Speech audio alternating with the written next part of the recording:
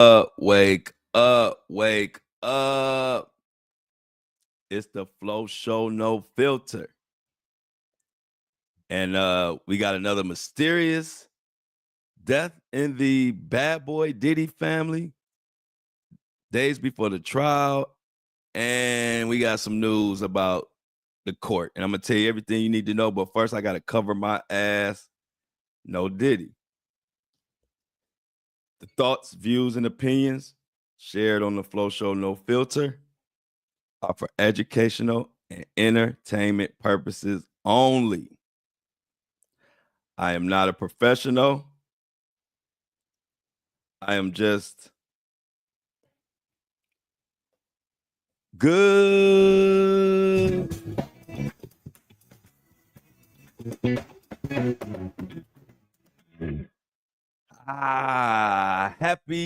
Happy mother effing TGIF Friday.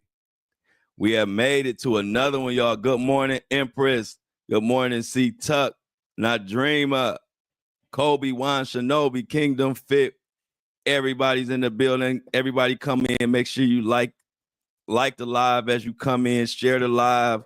Our YouTube is doing great, y'all. It's getting out, so let's continue to do what we're doing. You know, we dominating all the other platforms. We only got to talk about those. Great show today, y'all.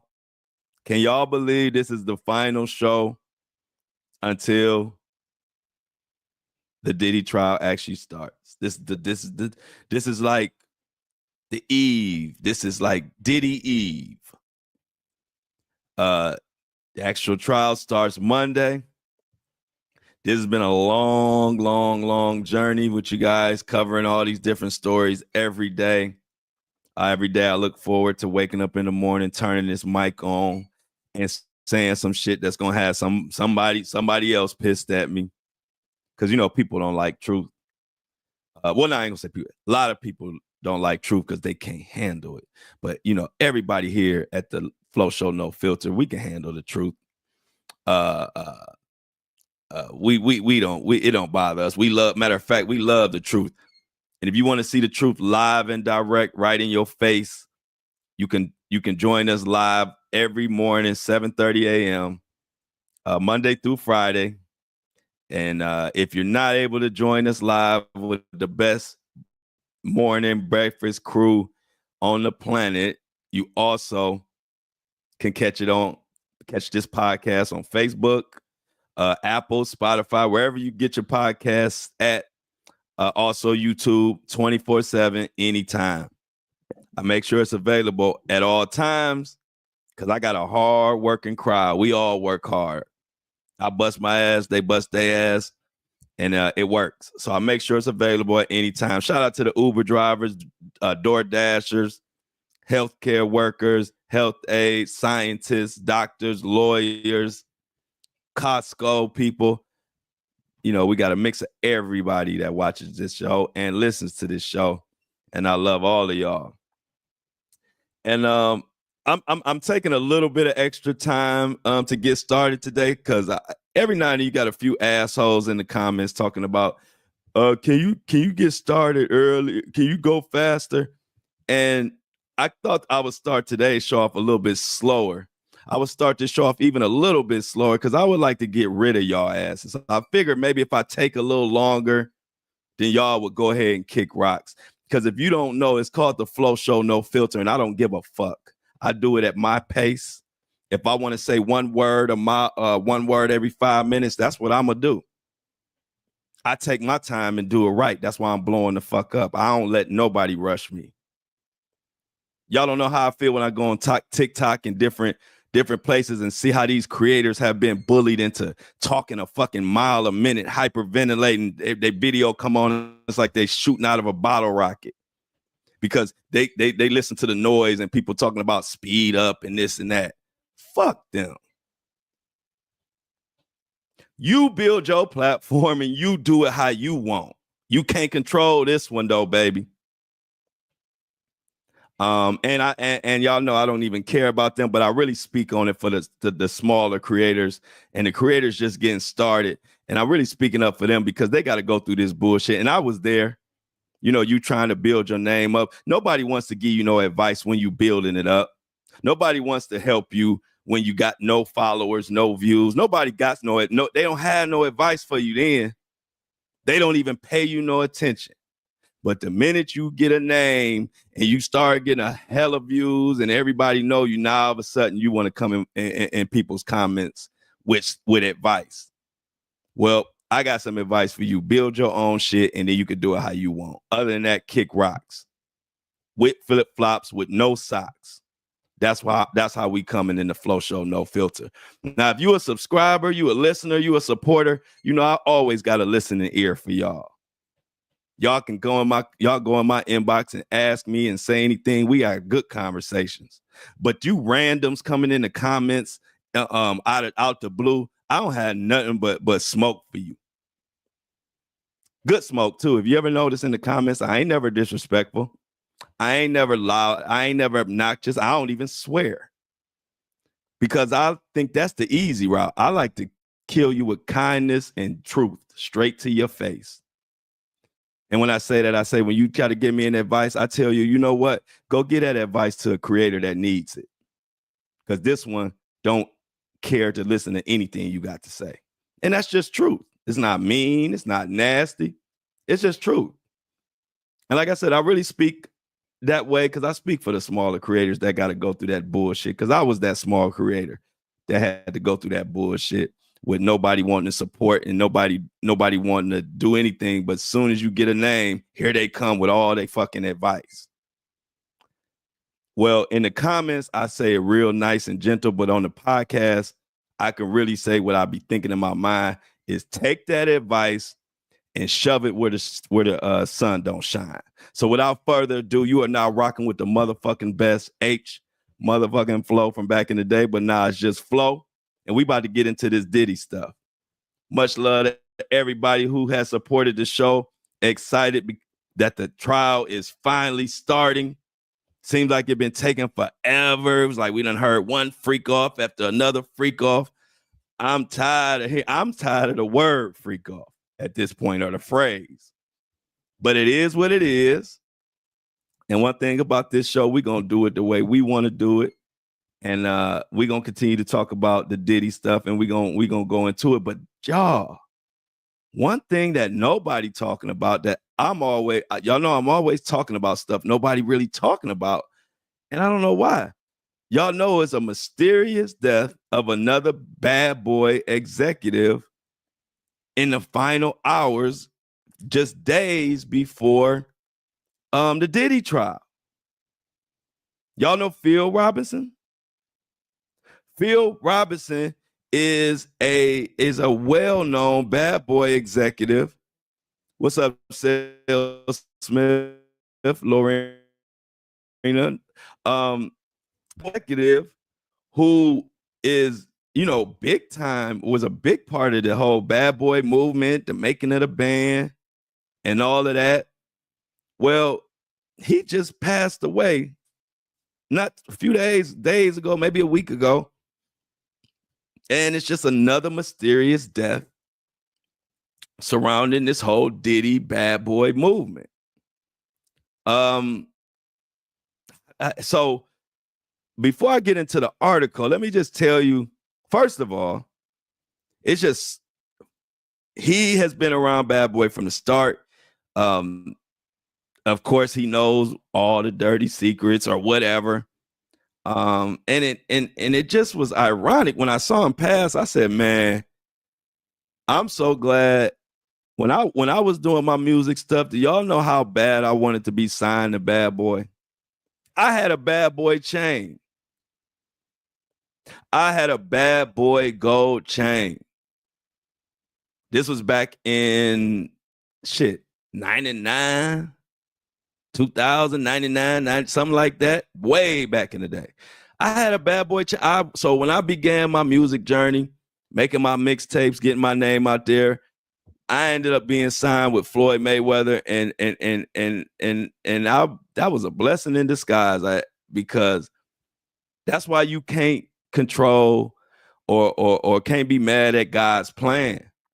Because if I would have had my way, I didn't want to be signed to anybody. I wanted to be on Bad Boy. I wanted to be with Mace and all of them. And now I'm like, how stupid was I? My life would be totally different right now. I might even, and I'm saying all that because of all the deaths, not to mention how he took everybody's money. But it's just, it shows you, y'all. And like I said, I always try to pass on the lessons that I learned to y'all in the midst of all this bullshit. I didn't want anybody to sign me except for Bad Boy. And how stupid was I? All of these deaths. Now, it's a lot of mysterious things about this death of Phil Robinson, a Bad Boy exec who has passed away mysteriously days before the Diddy trial, a century. But when he first passed, they said Phil Robinson died of cancer. And then, so to be honest, I was about to wake up and tell you about the Phil Robinson thing. And as far as I knew, he passed from cancer.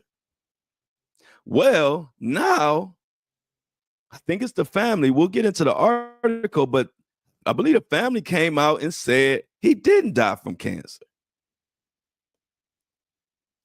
They say he died from some type of sickle cell complication. We're going to get into the article, but I'm like, it's already mysterious, but damn, how you don't know how, and I ain't talking about the family, but I'm talking about the media, whoever put the story out or whatever's going on, how the hell you don't know how he died? How you get that wrong? Like, seriously, how do you get that wrong? So let's get into this article. Also, we're going to talk about everything you need to know before since the Diddy trial started Monday. We're going to go into everything you need to know. So make sure you covered and you know exactly what the fuck is going on as of right now. So without further ado, let's get into this Phil Robinson, Bad Boy executive who passed away, I think it was like last week. And initially they said cancer. I mean, not just everybody said cancer. It was like every publication you could read is he died of cancer. Then I wake up today and I am sifting through articles to figure out which one I want to use to cover this situation and go over it with y'all. And then they say he didn't die from cancer. They talking about he died from some sickle cell. So let's just get into this, y'all. So this is from a small publication. It's news everywhere, but like I told y'all, I always try to mix it around.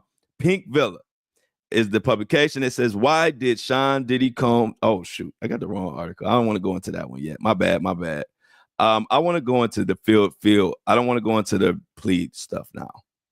I'm going to go to Vibe Magazine. Phil Robinson, Veteran Entertainment. Thank you, Libby Bear, for the super sticker.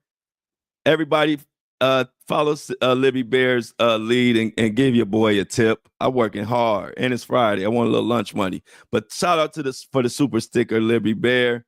And if anybody out there feels it on their heart, they want to give me a tip, they feel like I'm doing a good job, go on and tip me on my YouTube page with a super sticker or whatever that stuff is called. But anyway, Vibe Magazine. Phil Robinson, Veteran Entertainment Executive, cause of death revealed.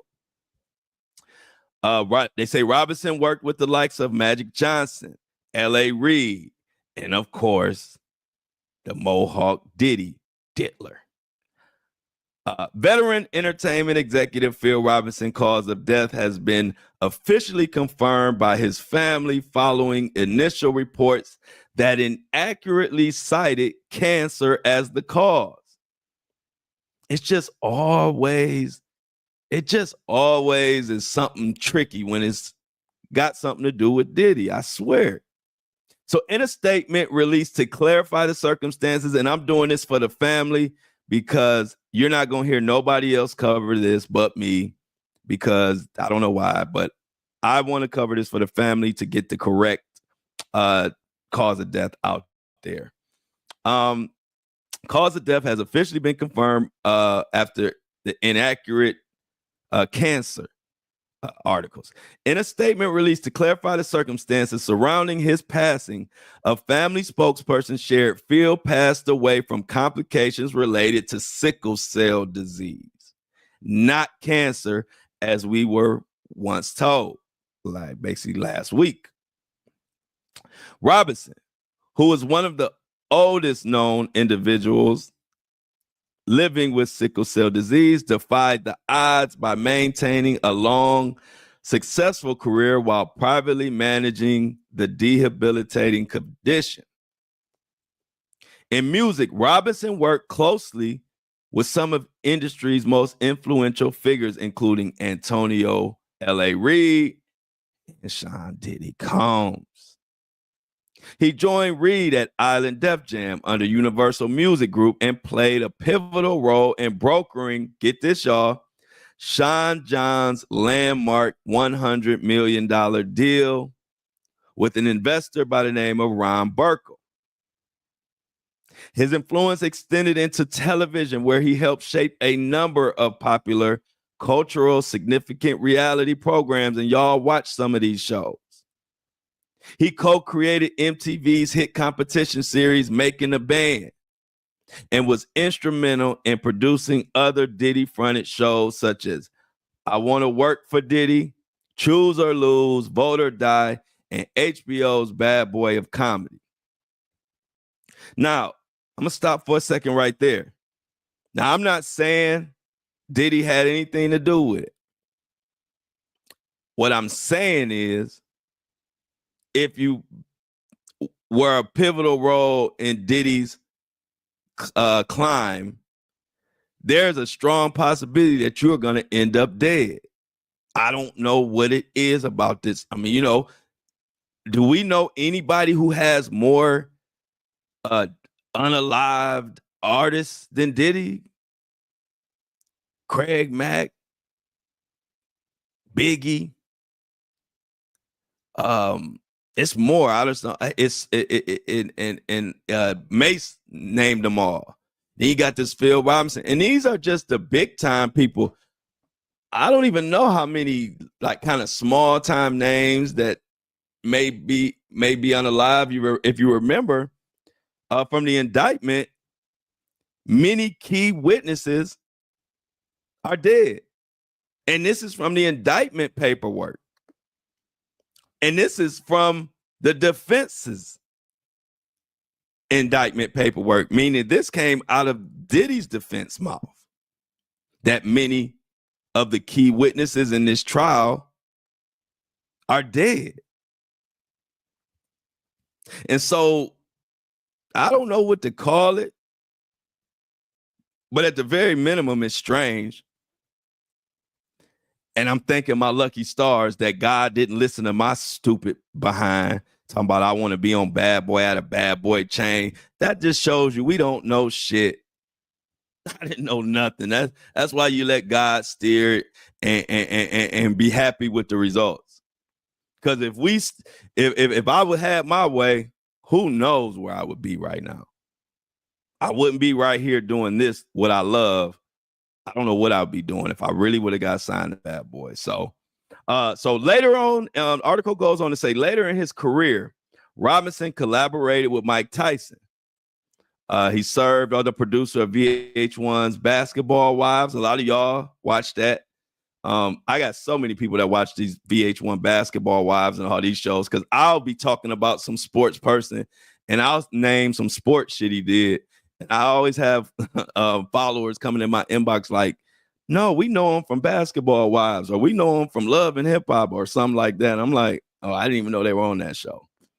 Cordell Stewart being one of them. I was talking about Cordell Stewart the other day, and they told me he's on some reality show that a lot of people watch. And I'm like, oh, I didn't know that. But anyway, this guy, Phil Robinson, is in the loop. Phil Robinson is survived by his wife, Mrs. Castro Robinson, and their daughter, Sophie Brixton Robinson. The Flow Show No Filter sends our condolences to the Robinson family. I just thought I know a lot of media people are not going to bring this out. And so I just wanted to do this for the Robinson family to make sure to correct. He didn't die from cancer. It was from sickle cell, complication of sickle cell disease. And it's just really, really strange. But hey, it just is what it is. Hey, like I said, I don't know what the situation is, but that is his real cause of death. Now, let's get into the Diddy trial updates and what's going on, because this is the last day. After this is game time. It's Monday. Monday is game time. All of the speculation and all the people saying it ain't no evidence and this and that. We will find out exactly what the heck is going on Monday. So let's get into the actual trial situation. And we'll start off with this plea deal that Diddy didn't accept. They offered him a plea deal, and I want to speak on that plea deal, y'all. Y'all know all week, what did they tell us?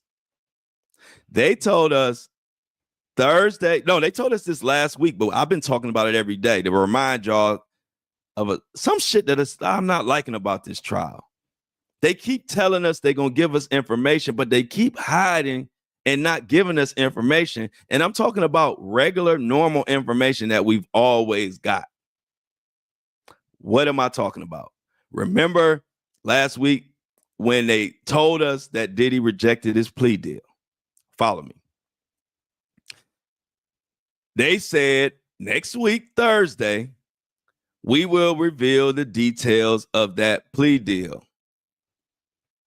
Well, ladies and gentlemen, Thursday came and went, and they haven't given us any details. Why is that? Since when is the information on a plea deal fucking top secret? Since when do they not tell us what the plea offer was? I've never heard that. At this point, I've covered thousands of cases. Thousands. I've never heard of them not telling us what the fuck up the plea deal was. So it's starting to get like a little annoying at this point. And then you tell us you're going to tell us what the plea deal is. And then Thursday comes and go, and we still don't get any information. What did they offer him? 20 years, 25 years, 15 years. What is that all about? Why do they have to keep a plea deal top secret? What the information was? We can't tell the public what his plea offer was. I don't get it, y'all. But I told y'all I was watching for it, and I would tell y'all today what the update is, and that's the update. The only update we have is that now we've heard it out of Diddy's mouth, supposedly, that he rejected it. Even though, is another thing, I've never seen a case where all we got is stupid looking ass sketches of the defendant. No live video, no live footage of him at all. And it's just weird. I'm not even here to say it's a conspiracy or he ain't really in prison. I'm not here to say none of that. Y'all free to do it.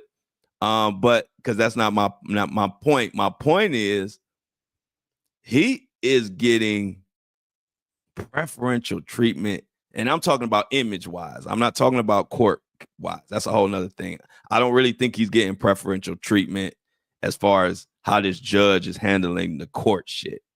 But I'm talking about the fact that all we see is this stupid cartoon pictures. And the Enterprise letter that we were supposed to be privy to, we never got that. And they said it was supposed to drop, March 17th and March 7th. The date kept changing. Then it comes and goes. We don't know shit about the Enterprise letter. Then here's the plea deal. They say last week, hey, we're gonna give y'all the information on the plea deal Thursday. Thursday comes and goes. We get no information. We don't know what the hell he was offered. But let's get into this article. I just thought I'd point that out. It's just been strange.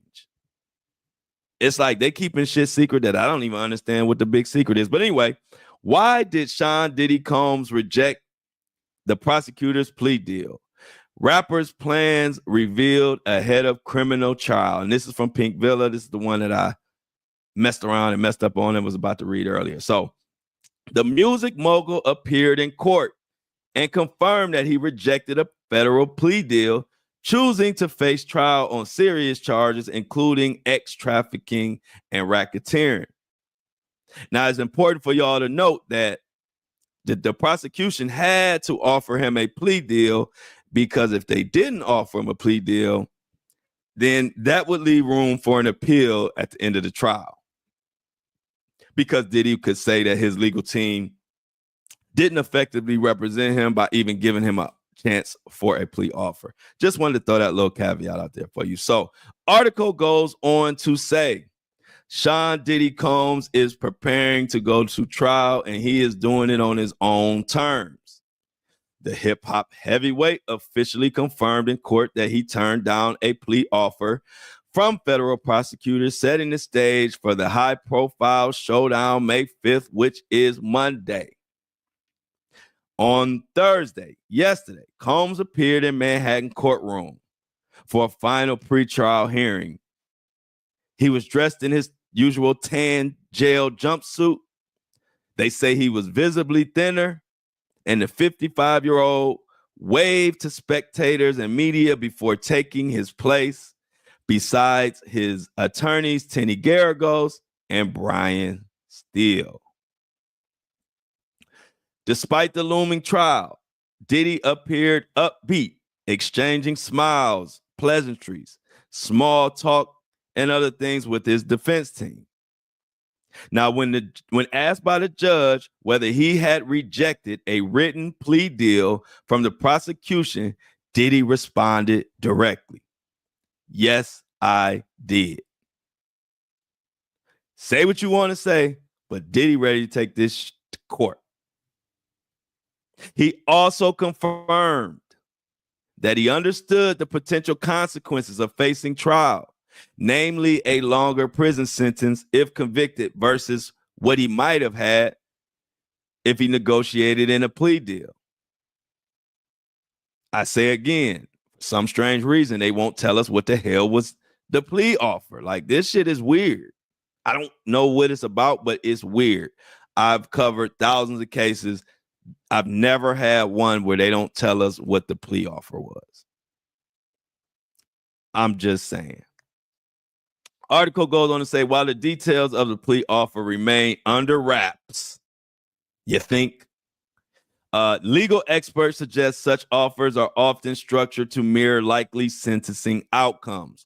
Prosecutors commonly extend these offers to eliminate grounds for appeal, like I already said, related to ineffective counsel. Now, by formally offering and documenting the plea, they minimize risks of post-trial challenges from the defense. The court also addressed logistics for the upcoming trial. Jury selection is set to begin Monday, May 5th at 8 a.m. So they're going to start jury selection right around the time we start. We'll be recording this show. I'm actually going to go live and I'm going to do some stuff when this trial starts, especially once I see the schedule and what type of access we do have. But anyway, Diddy, who pled not guilty to all 5 federal charges, including 2 counts of sex trafficking, will be allowed to dress fly. He will be able to wear his dress shirts, his slacks, shoes with no laces, and other things during the trial. But like I said, he can't have shoestrings, and I'm not sure if he's allowed to have a belt. As jury selection looms and both sides prepare their cases, Diddy's courtroom stance makes one thing clear. He is not backing down.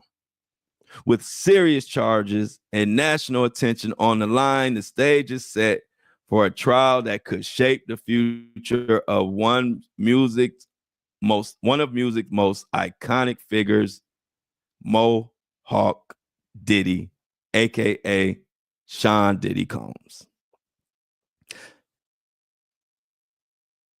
This is going to be one for the ages. But like, I'm going to expand on something. A lot of people don't realize, see, they like, well, why are you covering this? And why are you tearing them down? I'm not tearing anybody down, first of all.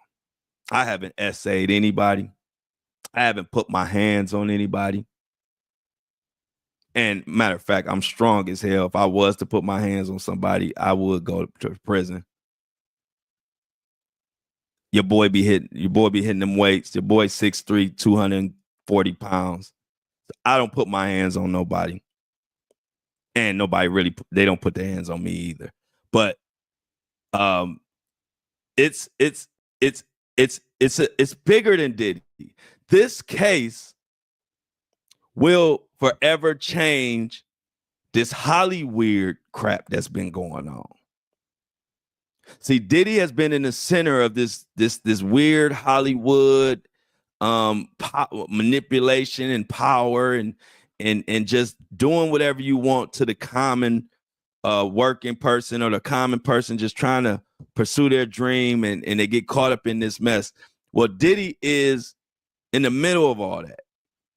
And the outcome of this case will forever change Hollywood because it will show you where you can wind up if you participate in coercion, participate in manipulation and using your power to take advantage of people. See, this world we finally are standing 10 toes and not going for that. And that's what this trial represents. It represents the people putting their foot down and saying, we are tired of this crap, of you taking advantage of our youth. And so to all the people out there, and it's not a lot of them, but the few people out there that think I'm being hard on Diddy or think that I shouldn't talk about him or something, I don't know, whatever y'all thing is, but I'm gonna tell you one thing. One thing that you don't realize is y'all not in the game. I'm in the game. I've been there. I have friends who have been victims of this guy. I have associates who come from the same city that I come from, who come from the same high school that I come from, Shaker Heights High School, Mr. Kid Cudi. Diddy blew up his car. All because Cassie was cool with Kid Cudi. I ask any one of you out there, if a guy blew up a friend of yours or an associate of yours or somebody who came from where you came from, if somebody blew up their car, how would you react? I have female friends who have held me down when I was in the industry running around trying to figure it out. And Diddy Kane was far bigger than me. I was an underground king. But Diddy Kane accepted me and they were at the height of their success. D Woods would text me just before she going on TRL, would text me, hey, what's up? Blah, blah, blah, blah, blah. We were cool as hell. She's a cool girl. If you don't know who D Woods is, she's from Diddy Kane. Every time they would show up in the city, if I was there, Diddy Kane and D Woods would invite me to the hotel to come kick it. And then to find out all the crap that Diddy Kane went through, and I was there to see them crying and talking about stuff but they never went into detail about Diddy, and I never asked. But I do know a lot of times I would show up and everybody would be fucking crying except for D Woods, and then I would come to see the whole group, but it ended up just being me and D Woods because the other girls it was always some type of drama going on with Diddy. These are my friends that I seen firsthand be taken advantage of. So I ask your little pocket of people that say that shit, how do y'all stand up for y'all friends? So don't put me in your shoes. You might not know nothing about nobody. You might not know Diddy. You might not know nothing about the industry. So you speaking from that perspective. But put yourself in my shoes. These are my friends. So not only will I cover this anyway, but I'm covering it with my honest feelings. I don't play about my friends and family. You can play about yours.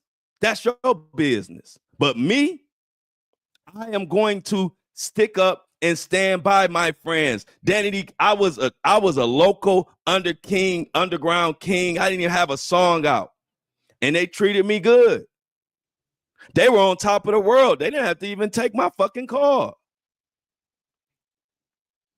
Kid Cudi went to Shaker, the high school and the school system that made me who I am. Shaker is a melting pot of diversity, and one of the top schools, especially when I was there, one of the top schools in the nation that demanded excellence out of you.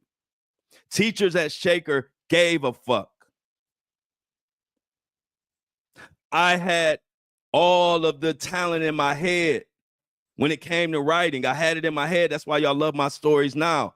But I couldn't, when I first got to high school, when I first got to Shaker, I couldn't translate it to paper.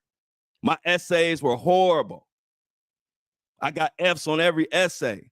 And then I had this one English teacher, and I'm sorry I don't remember her name, but she would tell me, you know what to say. You have all the creativity, you have it, but you gotta learn how to translate it and fundamentally present it in order, with the hook, with the intro, with the body, with the conclusion. And she worked with me and believed in me.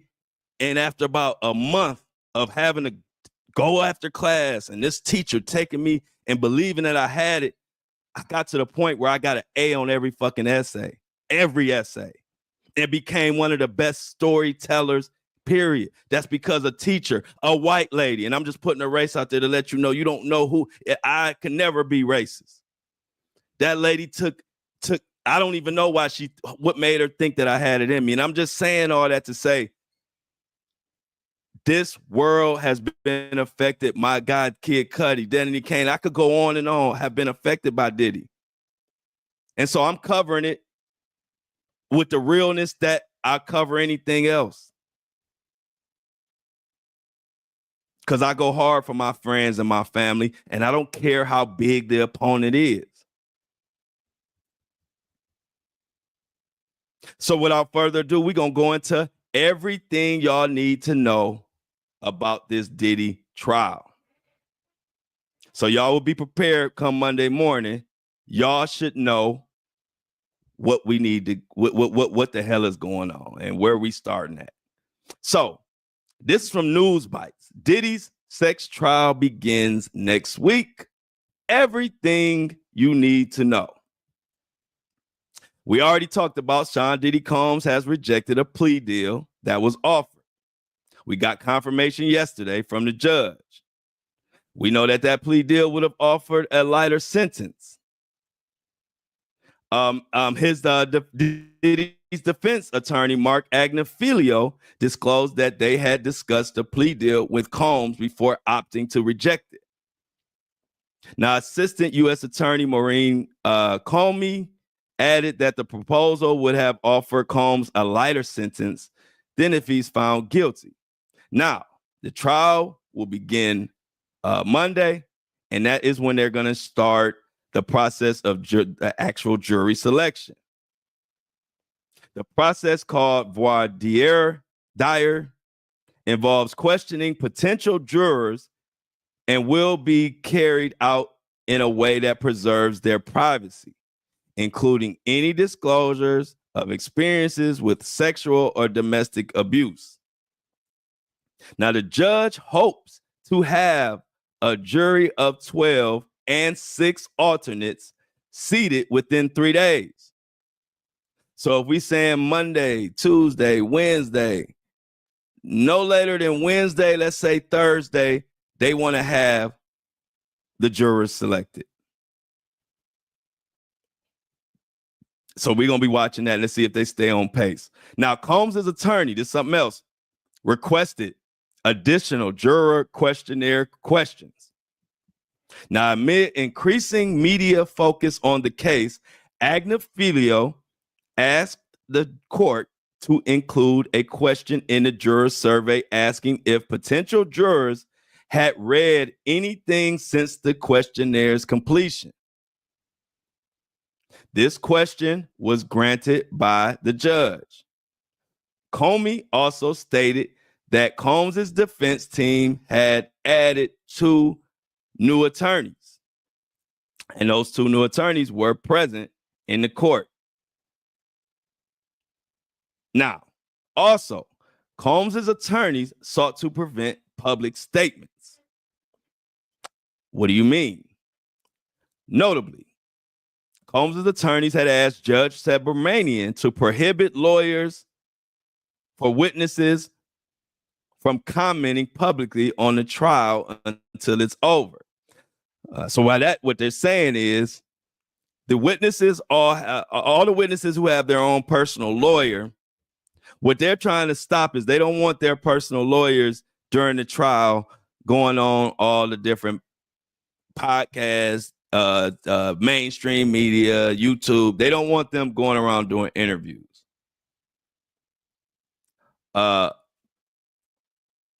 Combs' attorney Agnifilio had argued that media presence could keep would-be jurors from being forthright. Meanwhile, witness attorney Lisa Bloom had stood by her right to defend her client, saying accusers and their attorneys have every right to speak out. This is going to be a real tricky part of the trial because they're not going to be able to hold this. Let's just be honest, y'all. Y'all, can we be honest? We at the kitchen table right now. Like I told y'all, the podcast is nothing but me and my granny talking at the kitchen table, except I'm allowed to swear at this kitchen table. I couldn't swear, of course, around my granny. I wouldn't have a mouth to do it with if I did swear. But we at the kitchen table, they're not going to be able to keep this information and keep people from. How the hell are you going to keep all these people from just speaking? I mean, it gets to the point where the defense, I understand their point. They're trying to do whatever they can to give Sean Combs the best chance to win, but it gets ridiculous. Like, you're not going to be able to put a muzzle on everybody, nor should you be able to.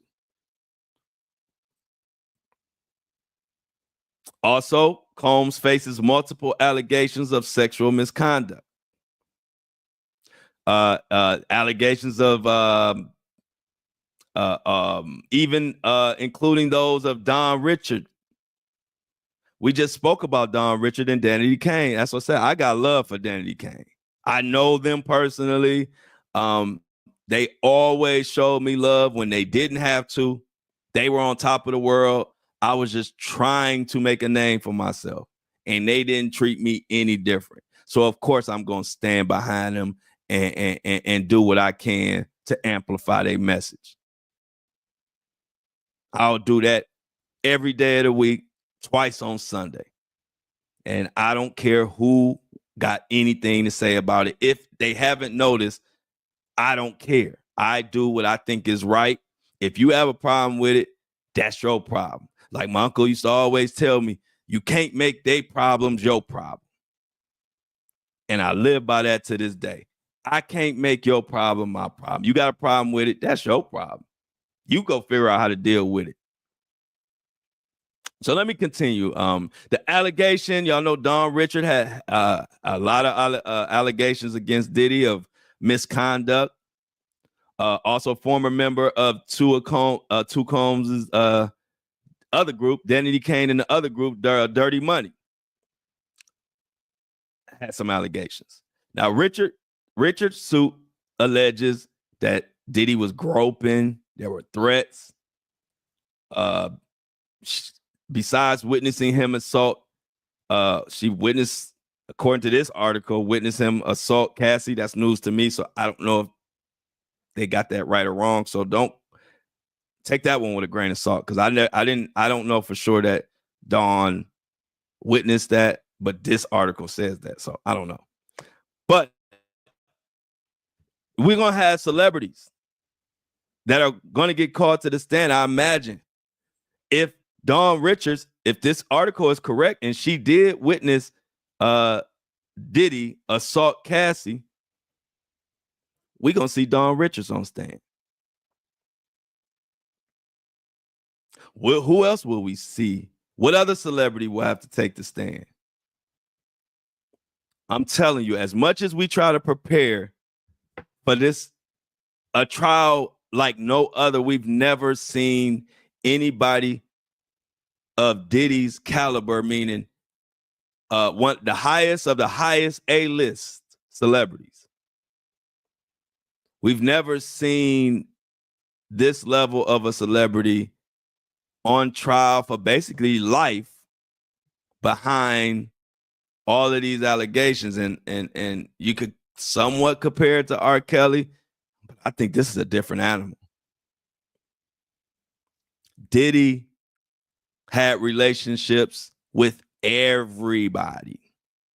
R. Kelly had relationships with certain people. Diddy had relationships with politicians. Will politicians be called? Diddy had relationships with all the A-list celebrities, black, white, brown, and indifferent, in between. So it's just no telling who may be called.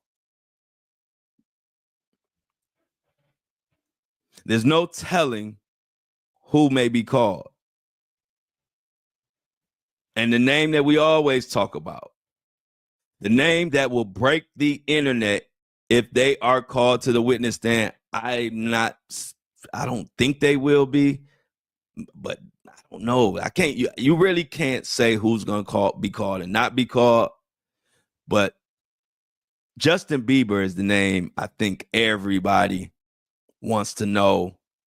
Will he be dragged in this some type of way? Will he be a witness? Will he be asked to speak about what is going to happen to Justin Bieber during this trial?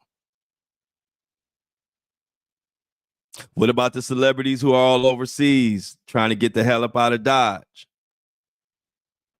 Will they have to bring their ass back across the pond and come back over here and face up to some charges, or face up and tell what they saw the diddler do? You just don't know. So on this Friday, May 2nd, the final show until the actual trial, we are in for the ride of our life. We think that you think this has been something. You think these past few months with all these crazy stories has been a wild ride in itself.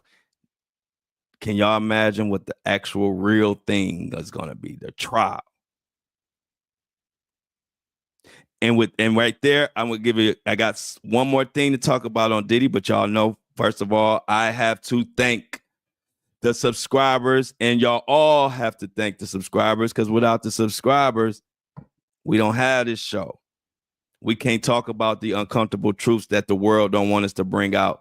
The only reason we are able to is because of these subscribers. And furthermore, y'all know I can't, corporate dollars, they ain't gonna let us talk about whatever we want. So we have to be self-sufficient.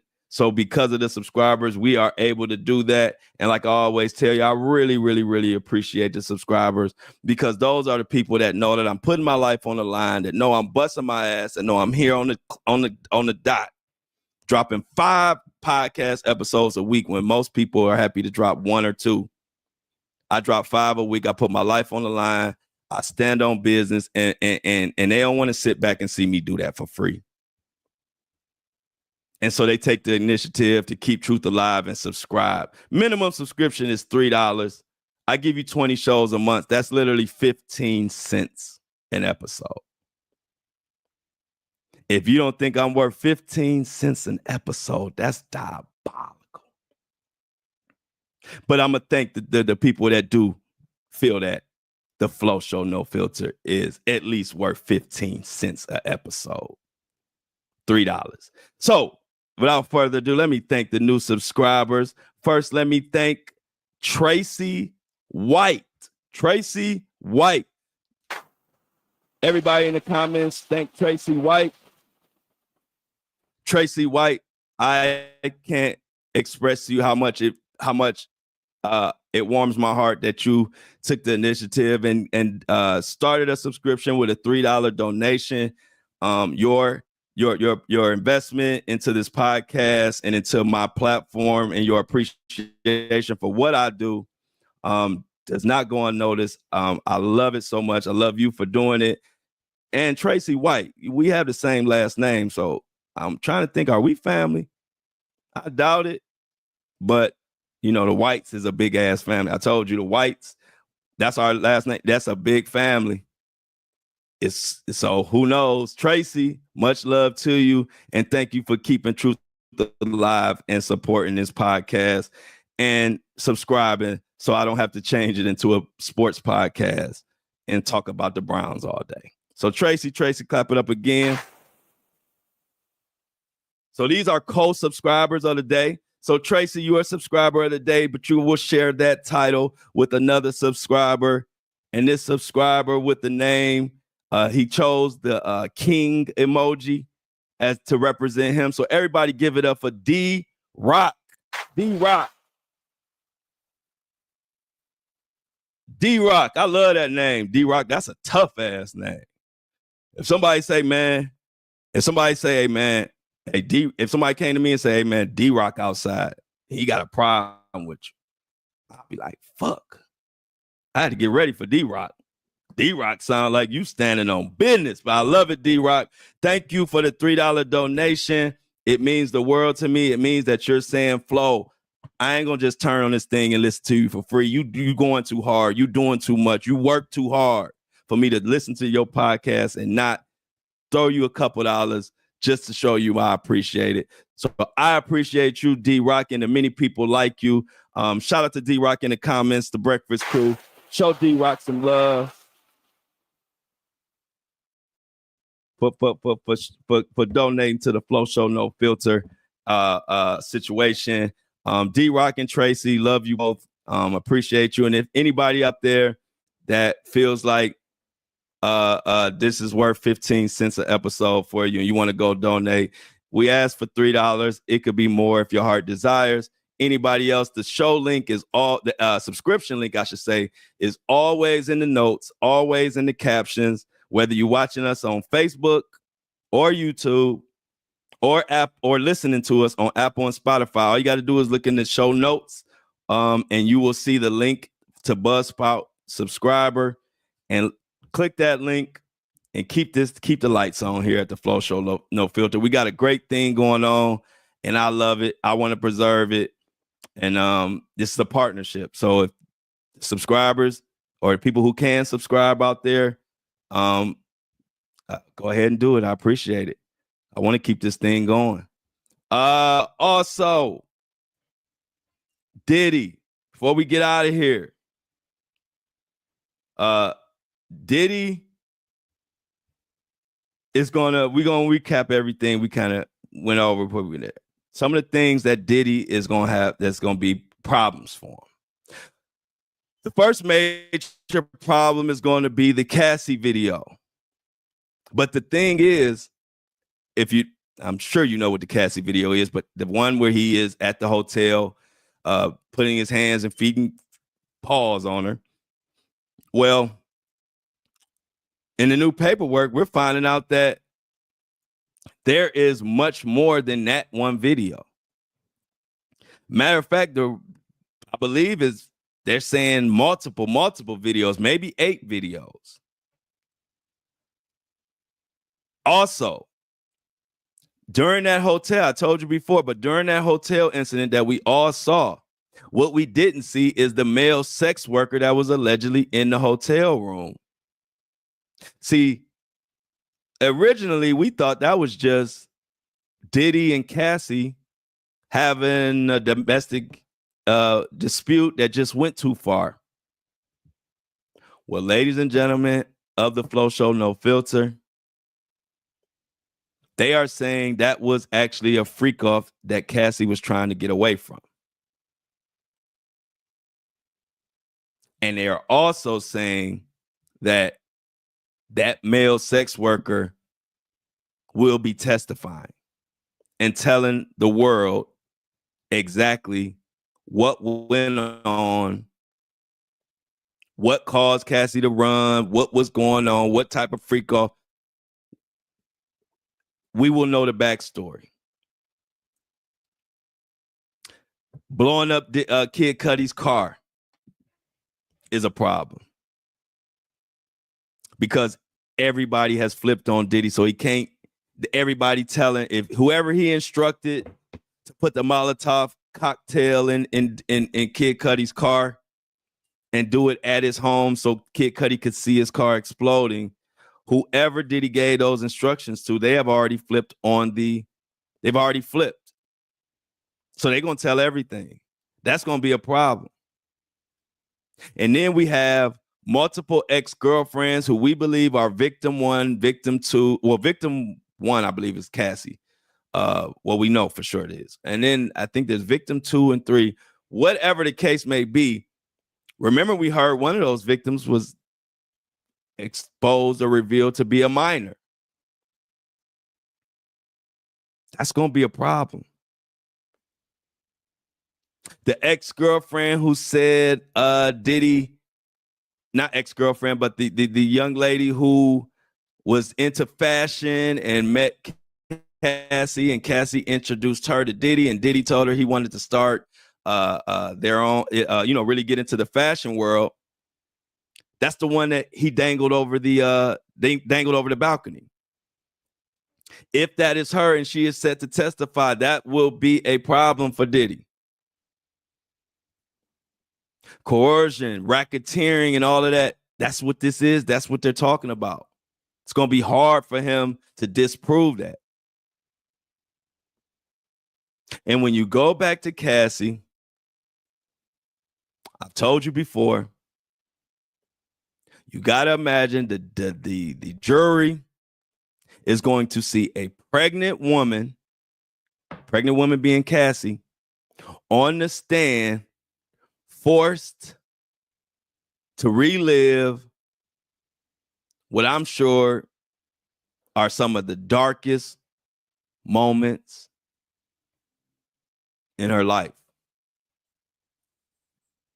I'm sure the tears will be flowing. And I'm sure she won't be the only one crying. And then couple that with the fact that the defense is going to have the difficult task of cross-examining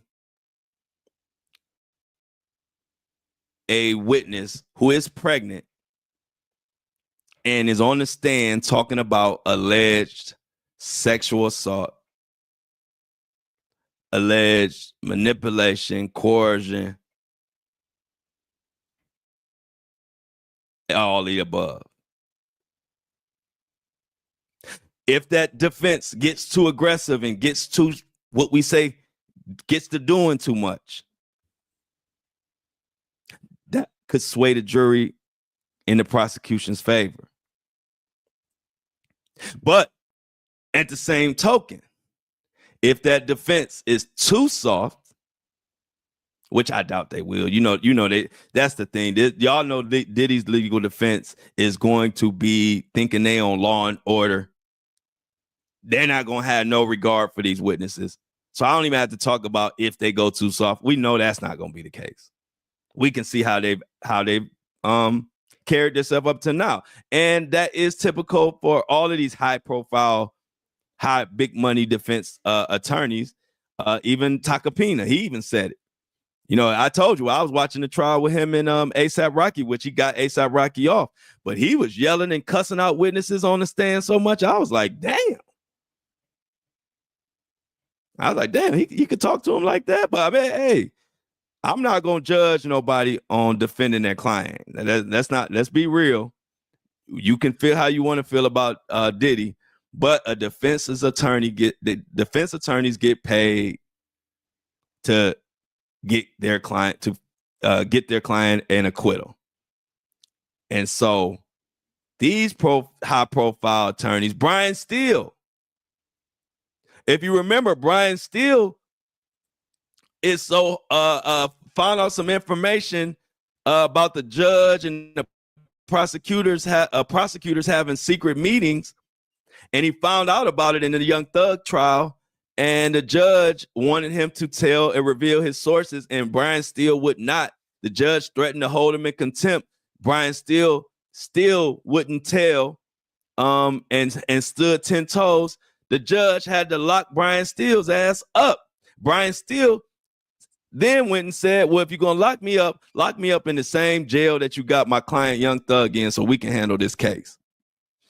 And Brian Steele took his happy ass to prison, to jail.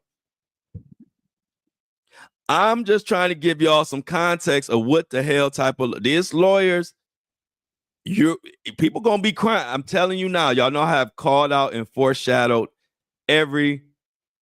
almost every scenario and everything that's happened. I've kind of told y'all about it before it happened. There is going to be hella public outrage once the public sees and witnesses and hears how these attorneys are going to cross-examine these alleged victims. I'm telling it and calling it now because I know how Brian Steele get down. He's aggressive. Garagos is aggressive.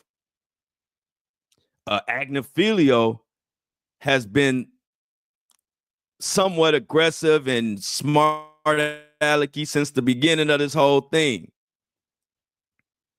So these attorneys are going to make a lot of people feel uncomfortable. They're going to be aggressive on these cross-examinations. I'm telling you that now. So just be prepared. Be prepared. It's going to be many 7:30 a.m. breakfast meetings after the trial court hearings. It's going to be a lot of upset people. But this is the game we in, and this is what defense attorneys, their bread and butter and what they make their name on is cross-examining, and they're not going to come in with kid gloves.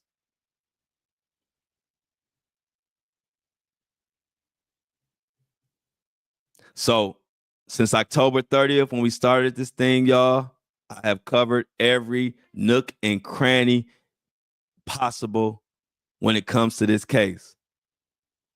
I've spread awareness and amplified every victim's message that I felt credible. I've amplified every message that I could. But after November, December, January, February, March, April, we finally here. And so all I'm going to say is be ready. There's nothing else I can fucking say at this point that you ain't already heard. This going to be a rumble in the jungle. This is not going to be for the faint of heart. This is going to be a trial full of tears, full of anger. It's going to be like something we never saw before. And the reason I'm drilling that into you because I know that it's going to be on a whole nother level, and I don't want it to catch any of y'all off guard. But we all big boys and big girls, and we can handle it. And this is what it takes to get justice for all. Nothing else for me to say. Bye.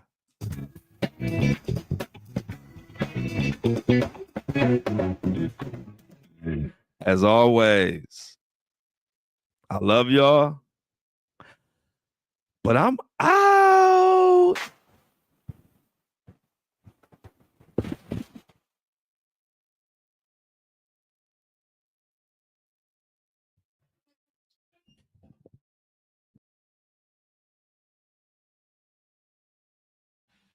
Another one down, y'all. Another one down. Bonk, bonk, bonk. Another one bites the dust. Bonk, bonk, bonk, bonk. Another one bites the dust. Another one, and another one, and another one bites the dust. Boom, boom, boom. Another one bites the mother freaking dust. Diddy do it? Did he do it? That's the question. And as I get Apple and Spotify loaded up, y'all give me a second. I'm pulling the SD card out of the interface and placing that SD card into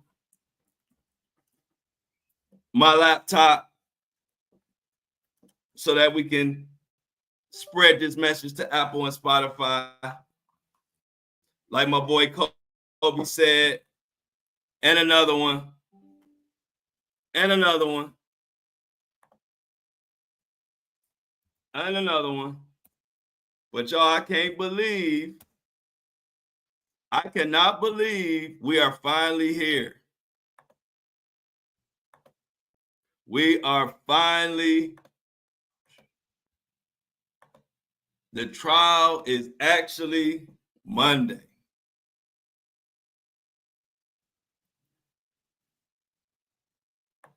Another one, hey, what you got to say? Another one bites the dust. Yes, ma'am. Shout out to Kobe. Let me shout out everybody who been holding me down in these comment section. Who we got in here? We got Kobe, Patricia, Sherry coming in late, but better late than never. Never late is better, though.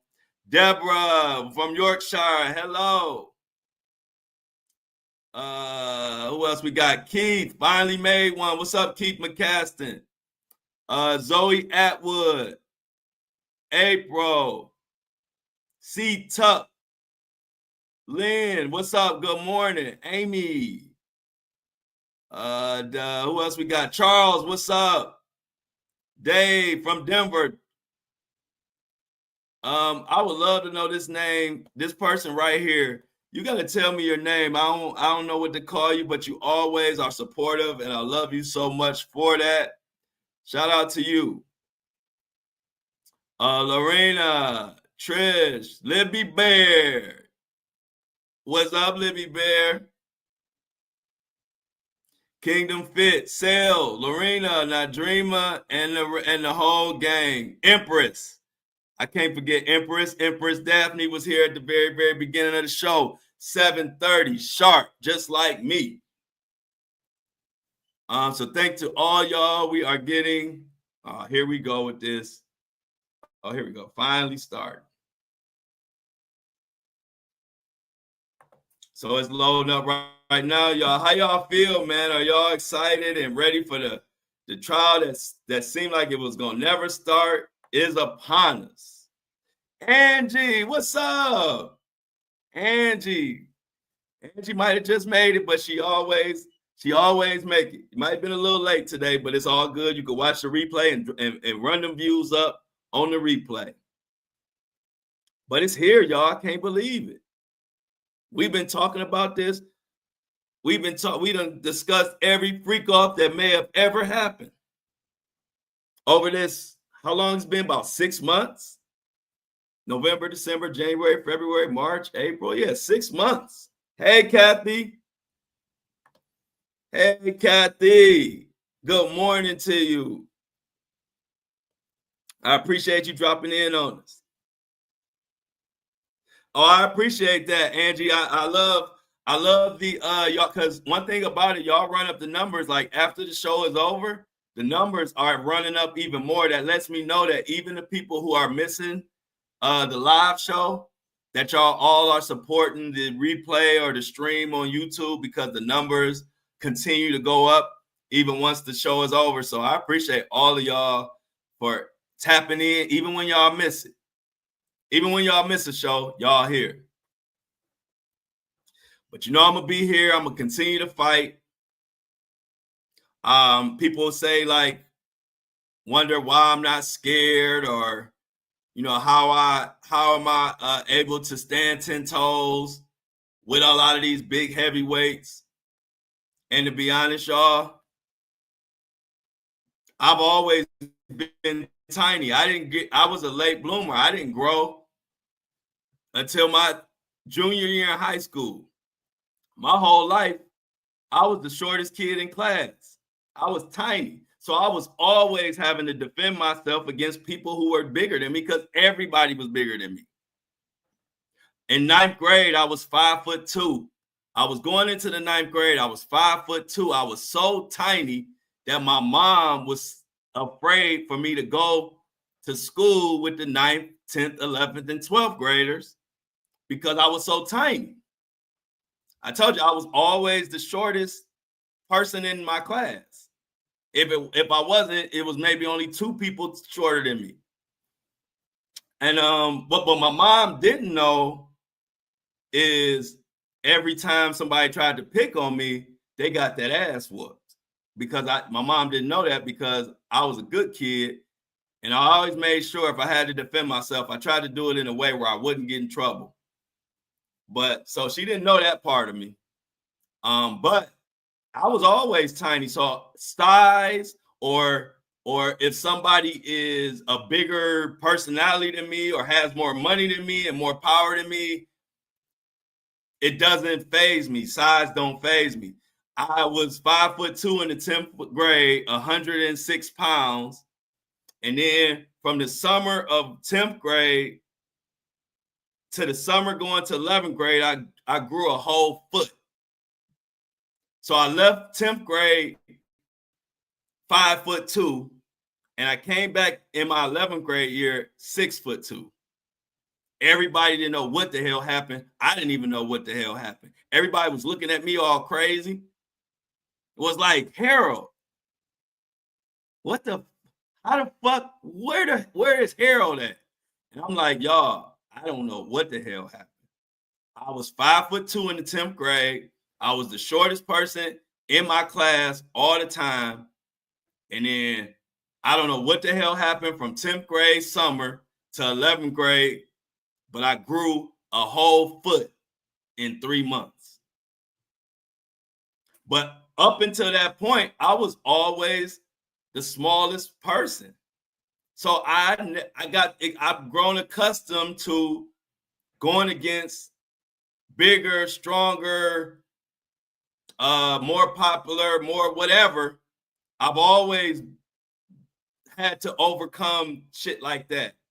And I guess by living like that my whole young life, it made me where I don't fear anybody or anything. I don't care who you are, how big you are, or how famous you are, how much power you have. I stand on what I stand on, and you're not going to intimidate me. You're just not going to intimidate me. I was tiny, and I held my own as a tiny ass kid who always would get. I'm starting the tour in July, July, end of June, but July. Yeah, I had to hold my own. I was tiny, but my mom didn't know. I was. Hey, look, I was like the honey badger, or what's that? It's that little honey badger or whatever, that little animal that be fucking shit up, and that animal is tiny. Is it a honey badger? I think it's a honey badger. But it's that little animal that's tough as nails, and the bigger animals is scared of it. That's me. That's me 100%. Like, I was tiny, but I didn't get beat. I wasn't picked. I didn't get beat up. I didn't fight. I didn't like fighting. I wasn't never a person running around looking for a fight. I would avoid a fight because I think fighting is stupid. To be honest, I never liked it, but I was always able to hold my own. And every time somebody tried to pick on me because they thought I was little, they found out that I was mighty. I was tiny, but I was mighty. And so people who went to Shaker with me, who lived in my neighborhood, they know because I didn't bother anybody. I was a quiet kid. But I always defended myself. Like, I didn't take no shit. Like, I didn't bother anybody, and I was always smiling. And the same person I am now. Like, I don't want no problems, but you don't want no problems either. That's my motto. Like, I'm not trying to bother anybody. I would try to walk away from a fight before I fight somebody. But if you leave me no choice, that ass getting taxed. And so when you used to being the smallest person in the room all the time, by the time I became a young adult, I don't care about nobody's size. Shit, everybody I ever had an issue with was twice my size my whole life. I just, as I got older, became a big 6'2", 6'3" person or whatever. But that wasn't my reality growing up. I was tiny. Like I said, my mom was scared. Yeah, honey badger, a Wolverine. Yep, and a Wolverine. My mom was scared to have me go to the high school. That's how small I was. I said, Mom, no. I'll be all right. Ain't nobody gonna bother me. But see, my mom didn't know that every time somebody would pick on me that I would whoop their ass, because I never told her, because I was a good kid. I ain't even want my mom to know I fought. I wouldn't even want my mom or my family to know that I was fighting, because that wasn't a cool thing in our family. You didn't win points for fighting, but we do like to know that you can defend yourself. But we not running around trying to make people fight. That's not the family I come from. We just a family that if you bring smoke our way, we gonna defend ourselves, 100%. So yeah, so I tell you that to say I just being raised like that and having to hold my own and defend myself against bigger people my whole life. It just made me develop the mentality where size don't matter to me at all. And I'm not just talking about physically. I'm talking about these big ass celebrities that everybody's scared of. I ain't scared of them. I'm just not. I don't claim to be the toughest guy in the world, but I'm honestly have no fear. Fear don't live here. Fear don't live here. And so, y'all know I always have I tell you a quick story as we letting this upload, and I don't even like I said, I'm not proud of fighting. I'm not somebody who's gonna tell you a million of my fighting stories, because I only fought to defend myself. I never picked on nobody. I never aggressively went after no fight, because that's not my style. But I will tell you one story that will kind of give you an idea of the child I was. I remember I was in the eighth grade. Was it the eighth grade? Yep. Yeah, it was like the eighth grade. And I was on the bus, and this big ass kid kept tapping me in the back of the head. And I'm like, leave me alone, like quit. It's like how kids just feel like fucking with somebody, and these big, this dude was big. He was big, like kind of fat a little bit, and tall. Mind you, I'm tiny. I'm picture the tiniest kid in the class. That's me. So I asked him to quit tapping me on the back of the head. He happened to be friends with a neighbor of mine. So then he was going over that neighbor's house. So we get off the bus. I told him, I said, bro, leave me alone, or we're going to have a problem. I said it in little kid. I'm giving you the older version. I don't know. I said that in so many words. But I had a routine. When I got off the bus, I had to go pick up my mom. My mom, I had to go pick up my sister, or my mom would go off on me, because my sister went to Lomine, which was an elementary school, which was down the street from our house, and she was in, I believe, kindergarten. And so I had to have my ass there to pick her up before the bell rung, or I would have got my bell rung. So I told this bully. He must have thought I was scared, but nah, he don't understand. I wasn't scared of nobody more than my mom. I told him, if you waiting over there after I pick up my sister, it's on. So I get off the bus. They get off the bus. He go to my friend's house or my neighbor's house. I go pick up my sister. And when I say pick her up, of course, walking, I ain't driving. So I go walk, get my sister. We walking home. Lo and behold, this big bully, who I come up to his chest, if that, and I'm a toothpick, he waiting on me. I said, now it probably at least took about 30 minutes for me to get my sister and then walk back. His ass so much thought he was gonna bully me or whatever. He's waiting on me. I'm walking up the sidewalk. I got my sister. My sister don't even know what's going on. I ain't tell her nothing. He comes up to me. I thought you said you was, he said, I thought you said you was gone. Before he could finish that, wham, right in the nose. I clocked him. I'm like, at this point, we fighting because ain't nothing else to talk about.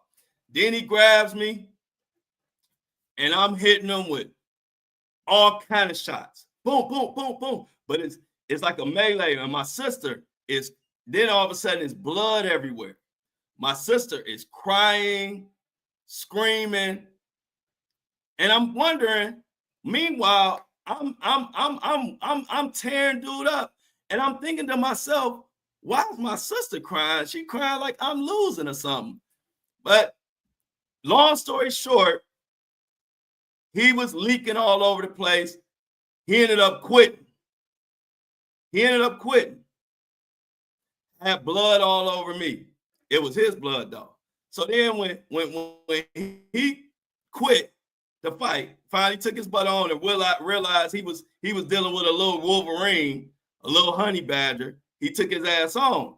So I asked my sister, I told my sister, I said, why were you screaming and crying? She said, I was screaming and crying because I thought that was your blood. And she thought I was little, she thought I was getting my butt whooped, and it was his blood. And so afterwards, we laughed about it. And I said, Heidi, you ain't got, my sister named Heidi.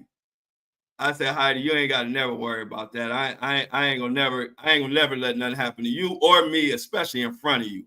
But that story always stick out to me because it's just the stuff I went through. But just like I'm a defend myself right now, and I don't care how big you are or who you are. I've been like that my whole life, and a lot of people are scared for me, but I've been doing this my whole life, and I just don't want to live with no fear. And like I said, it just was always a story that sticks out because my sister, you know how we are, family, we love each other. And I could not for the life of me, while I was fighting this dude and whooping this dude's ass, I could not figure out why my sister was screaming and crying. And then afterwards, she told me she thought I was bleeding and she thought that was my blood. And then when she found out it was his blood, she was happy. So I just tell that story to say, y'all, I've been a fighter all my life, and I'm not just talking about physically, but I've never approached anybody. I've always tried to walk away from a situation. I always try to take the high road. The only time that I've had to even do anything like that is if people left me no choice, and I just got to defend myself. So this ain't no different. I appreciate the concerns, but I'm not worried about Diddy or nobody else at all. I'm going to continue to cover what I cover. And as long as I'm being fair and doing the right thing, and I don't have any ill intentions, I don't have any malicious intent on anybody, I ain't worried about it. Because God knows my heart and know that I'm just doing my job. I don't have any bad feelings or bad vibes about anybody. So let's see if Apple and Spotify is ready to roll. So let me load that up. Diddy Trial E Final Countdown. I like that title. So shout out to my sister for crying and being so concerned about her big brother. That she was crying and thinking I was out of here.